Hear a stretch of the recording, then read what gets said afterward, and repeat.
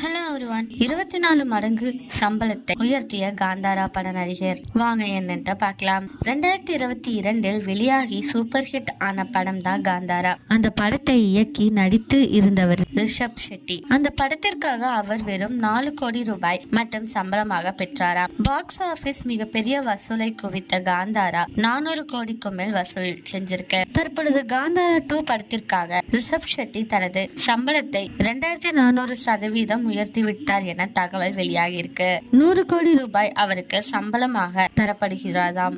அது மட்டுமின்றி லாபத்திலும் இவருக்கு பங்கு என அக்ரிமெண்ட் போடப்பட்டு இருக்கிறதாம். அதில் குறைந்தபட்சம் இவருக்கு 50 கோடி வரை தனியாக கிடைக்கலாம் அப்படின்னு சொல்லிட்டு இருக்காங்க. இந்த நியூஸை பத்தி நீங்க என்ன நினைக்கிறீங்க அப்படிங்கறத கமெண்ட்ல சொல்லுங்க. இதே மாதிரி லேட்டஸ்ட் சினிமா நியூஸ் அப்டேட் தெரிஞ்சுக்கணும்னா இந்த சேனலை சப்ஸ்கிரைப் பண்ணிக்கோங்க.